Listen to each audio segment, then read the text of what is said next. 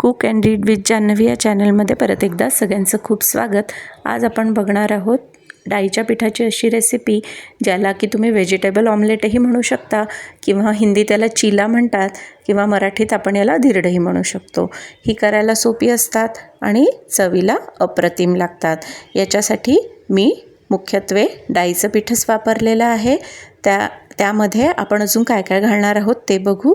त्याच्यासाठी मी एक कांदा घेतलेला आहे, त्याला चिरून घेतलं। त्याचबरोबर एक टोमॅटो वापरणार आहे, मिरची, कढीपत्ता आणि थोडीशी कोथिंबीरही वापरलेली आहे। आणि या सगळ्या गोष्टींना चॉपरमधनं फाईनली आपण चॉप करून घेतलेलं आहे। अशा प्रकारे चॉपरमधनं काढून घेतलं तर ते मिश्रणामध्ये व्यवस्थित मिक्स होतं आणि चवीला ही धिरडी जास्त छान लागतात। त्यानंतर मी इथे 3 वाटी डाळीचं पीठ म्हणजेच बेसन वापरलेलं आहे, त्याचबरोबरच 1 वाटी तांदूळाचं पीठ घेतलेलं आहे। आणि हे कांदा टोमॅटोचं मिश्रण घालून घेतलं, थोडीशी आलं लसूण पेस्ट घातली, थोडा हिंगही घालून घेतला आहे आणि मिरपूड घातलेली आहे। मिरपुडीमुळे पण याची जी चव आहे ती जास्त छान लागते। आणि त्यानंतर आपण याला सगळ्याला मिक्स करून घेतलं आणि त्याचबरोबर आपण थोडं मीठही यात घालून घेतलं आहे। आणि मग त्यानंतर आपण याच्यामध्ये घातली आहे लसणाची चटणी। ती ऑप्शनल आहे, परंतु ती घातली तर चव वाढते। त्यानंतर आपण आपले नेहमीचे मसाले म्हणजे तिखट, हळद, धने जिरे पूड एवढंच घातलेलं आहे याच्यामध्ये। त्याला आपण मिक्स करून घेणार आहोत छान। आणि मिक्स केल्यानंतर आपण हळूहळू त्याच्यामध्ये पाणी घालून घेणार आहोत। पाणी आपल्याला कशी कन्सिस्टन्सी हवी आहे त्याप्रमाणे पाणी घालायचं, परंतु ही धिरडी पातळच करायची, जाड केली तर ती तेवढी छान शिजत नाही आणि चवीलाही तेवढी छान लागत नाही। त्यामुळे हळूहळू आपण हे मिश्रण मिक्स करून त्यामध्ये पाणी घालून घ्यायचं, त्याला छान मिक्स करून घ्यायचं।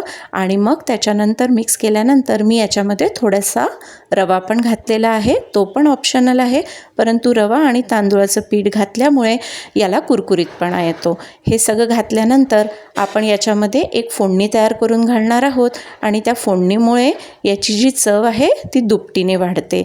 त्यासाठी आपण थोडंसं तेल घेतलेलं आहे, त्या तेलामध्ये आपण तेल थोडं गरम करून घ्यायचं। त्यानंतर गॅस बंद करून आपण त्यामध्ये जिरं घातलं, हिंग घातला आणि थोडासा कढीपत्ता घालून घेतला। आणि हे सगळं छानपैकी तडतडलं की मग आपण त्याच्यामध्ये थोडेसे तीळही घालून घेतलेले आहे। असे तीळ घातले की या फोडणीचा जो स्वाद आहे तो वाढतो। त्यामुळे सगळ्यात शेवटी तीळ घालून घेतले आणि मग ही फोडणी आपण या मिश्रणामध्ये मिक्स करून घेतली आहे। त्यानंतर आपण हे मिश्रण एक 10 ते 15 मिनटं तसंच ठेवून देणार आहे आणि मग आपण त्याची धिरडी करायला घेणार आहे। असं ठेवल्यामुळे ती जी फोडणी आहे ती छान मिक्स होते मिश्रणामध्ये आणि धिरडी छान लागतात।